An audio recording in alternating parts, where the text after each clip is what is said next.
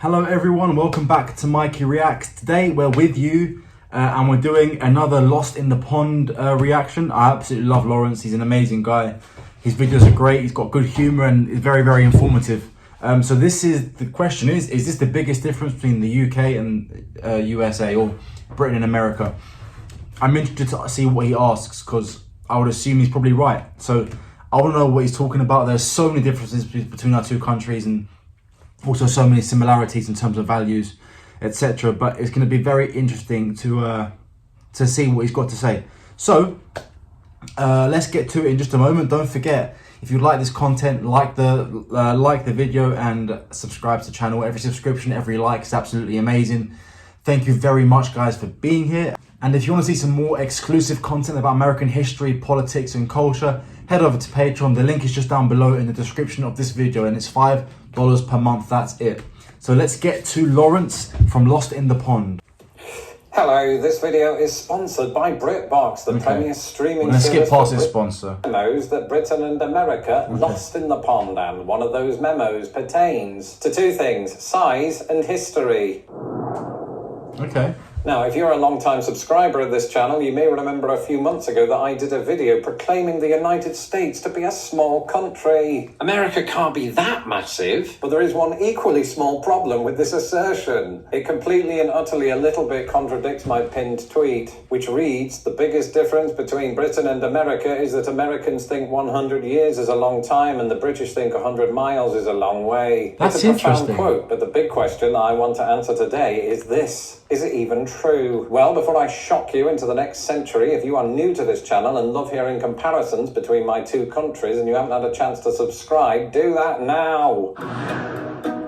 In the meantime, let's break up that pithy quote into two halves. In the first half, I'm going to take a look at the assertion that us Americans think 100 years is a long time. The implication being, of course, that we, the British, don't. So why is that? Well, present Laurence can't answer that. Instead, I'm going to hand you over to Laurence from 2 seconds from now. Thanks, past Laurence. As you've probably figured out by now, I did not always reside in the United States. For the first 20 years of my life, I grew up in a town on the east coast of England called Grimsby. And Grimsby is just your standard English town, which also happens to produce YouTube sensations. But like most standard English towns, it contains one or two visual reminders of how old all of this is. Take, for example, the Grimsby Minster, a building that is located next to our shopping centre, what do we call it? Precinct. It dates back to the 12th century. And there's a reason crazy. I'm going high-pitched there outside of the usual ones. And that's because now that I've lived in the United States for almost 15 years, I myself look back at the age of some of Britain's buildings and nearly burst with excitement. Because in your average American town or city, you're not likely to find buildings that go back more than 300 to 400 years. Yeah. This is probably why Americans I've interacted with have always been so awestruck when I tell them things like, "Ooh, you know when I visited York and I went to the top of that tower on a hill in the middle of the road called Clifford's Tower and I nearly got knocked off by the wind. That bastard was built in 1245 and that was only after an older version of it was destroyed by angry humans." Mad, and these isn't are it? just some of the older British dwellings that I've personally visited. You go up to Scotland. It's crazy to think because it's so true. I mean, 1776 was the inception of the United States, and before then, obviously, you had people living there, or Europeans who colonized in the 1600s and built houses and stuff like that. But to consider that we have buildings 3-4 times older than the entire country of the United States here in the UK. I mean, the church just down the road was built in 1640. You know, that's older than the United States, and it's just at the end of my street. It's crazy to think. Orkney, where it's really cold, and there is a Neolithic farmstead called Nap of Howler, I hope I'm saying that right, that is, and I'm not making this up, 5,000 years old. Yeah. But on this side of the pond, there is a massive counterpoint to all of this. Old Native American buildings. Did you know that in New Mexico there is a historic, what is essentially apartment complex called Taos Pueblo? And this is one of the oldest continuously inhabited communities in the United States. It was built possibly as long ago as 1,000 years, making it perhaps older than Clifford's Tower.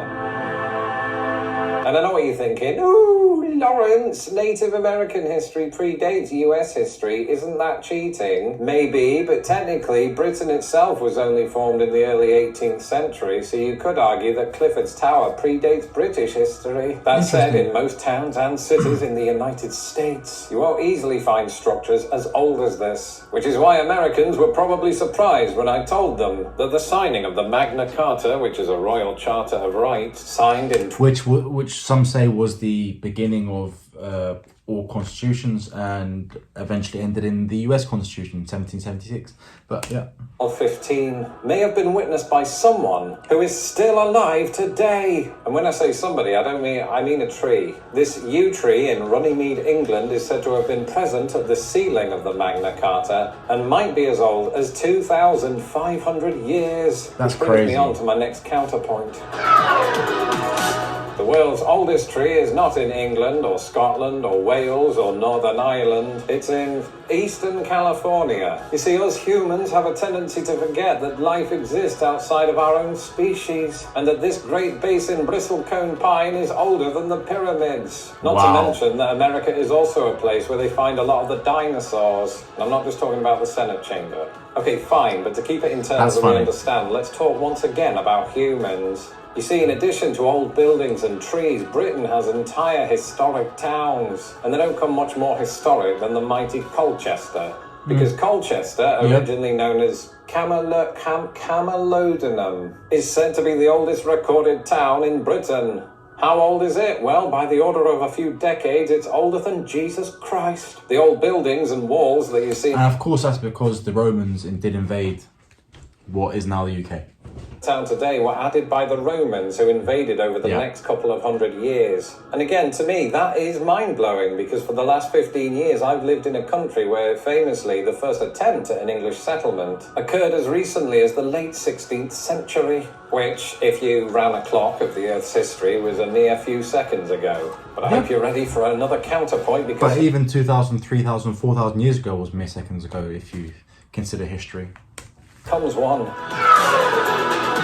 Here in the US, I've personally visited a complex and once highly populated historic settlement that was built not long after Colchester. Cahokia Mounds, right here in Illinois, was first devised in the year 600, with its famous green mounds constructed by its native inhabitants 200 years later. And at the height of the town's popularity, it had more people living in it than London. That's London then, not London now. That would be mental. Of course, London now makes for a great place to film a TV series, as seen in the likes of Luther, EastEnders, and I'm going to skip this Witness. part, because this is just going to be gritty detectives, but with the added bonus of British accents. And of course, all of my award nominations for you that I'm going to tell you about in approximately 11 seconds exactly. In addition to this, you can stream your other favourite device.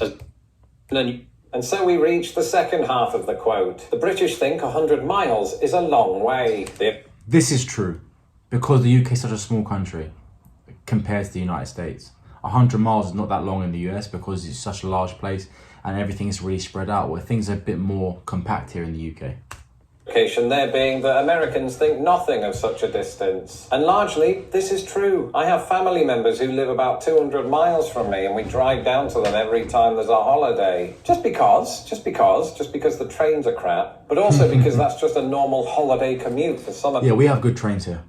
Americans, who may even choose to go further than that and have little to no qualms. But then it got me thinking, there are some Americans who like to run. I'm looking at you, Forrest. Yeah, run. Not just to their mama's house, but from one coast of the United States to the other. And we're not just talking in the movies. There are actual humans who wake up one morning and go, I've got a plan. I'm going to run across the United States like a maze. This must be some, like, super ridiculous challenge. And if you want an idea of just how wide this country is, the fastest person to ever do it is a man called Pete Kostelnik, and even for him it took 42 days to run from San Francisco to New York City. To be honest, that's not bad. That is amazing. That's pretty fast if you consider that. As somebody myself who hasn't run since 1998, that sounds like an eternity. But it got me thinking about the most well-known long-distance run you can do in Britain. This is from John O'Groats in northern Scotland down to Land's End in the extreme end of Cornwall. And the quickest that anybody's ever run that distance is just over 9 days. And it got me thinking, either Britain has really slow runners or counterpoint. The distance from north to south is much longer than I imagined. But more on that in a moment. Because first we have to acknowledge that in this very country, most people, like me, don't run. In fact, this is America, land of the automobile. Most people drive. So in the interest of distance, what is the longest that somebody can drive in this country while always remaining on the same interstate? The answer? Interstate 90, which runs from the east coast to the west at a distance of just over 3,000 miles. That's crazy. For comparison, that is longer than taking a flight from Manchester Airport in England to Bangor Airport in the state of Maine. And do you know how I know that? Because that was my first ever flight. And when you're flying over nothing but a giant pond for 8 hours, it can feel like an eternity. So have fun on I-90. Oh, and if you're looking for a counterpoint on this particular one, you'll equally be waiting until the end of time, because I don't have one, because the longest motorway in Britain is the M6, which clocks in at a paltry 231 miles. But it's worth pointing out that Interstate 90 doesn't even represent the longest distance between two cities in the continental United States. To do that, you'd have to travel from Point Arena, California, all the way to West Quoddy Head. That's a real place in the state of Maine. In total, that distance is 3,527 That's miles. crazy. Which brings us back to John O'Groats to Land's End, which, while nowhere as long as its American counterpart, is still 837 miles, which is about a quarter the American distance that I just mentioned. Remember, the United States is approximately 40 times the size of the United Kingdom. 40? Wow. And so counterpoint, while Britain might be lacking in the girth department, it makes up for it with pretty decent length. Get your minds out of the gutter. And so, in conclusion, I would have to say that my pinned tweet is sort of correct. Americans do occasionally think that 100 years is a long time, until they think about it for a moment. This whole country is filled with ancient history, whether we're talking about human or natural. That's and true. the UK, while its people, my people, might be mad at me for consistently pointing out that it is in fact smaller than 11 different United States, it is also bigger than some of them, and longer than most of them. Probably. I haven't done the maths. So it simply remains for me to return to my Twitter account at LostInThePondUS and share this video beneath my pinned tweet as a pretty solid counterpoint. Until next time, that's it for this episode. You can also follow me on Threads at Laurence.m.brown. And don't... Yeah, that makes perfect sense. I mean, that I would say that is a huge difference, yeah. I mean, but he's right, until we think about it. You know, if I really think about it, 100 miles really isn't very far, you know? It's a couple of hours drive. At most. And the same thing for you guys as Americans. Yes, the United States was only created in 1776, but if you can think back 10,000 years to Native American settlements, there is history there. Maybe not vast basilicas that we have here in the UK, and of course in Europe, like in Italy and Greece, where you have the Parthenon and you have, of course, the Colosseum in Rome. Fair enough, but still very incredible. But yeah, he's right. I really enjoyed that. I really enjoy watching what he's got to say, listening to what he's got to say. What do you think is the biggest difference between the UK and the United States?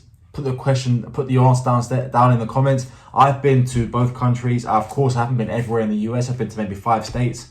I've got some differences that I can think of, and I'll do those in a separate video. So if you enjoyed this and you want to see the next video, subscribe now. Hit the notification bell so you don't miss it.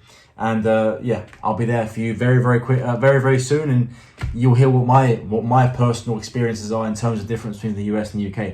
Don't forget, you can subscribe also on Patreon, and you can leave a like and a comment on this video telling me what you think the differences are and what else you'd like for me to react to. That'll be absolutely amazing. Have a fantastic day, guys, and I'll see you soon.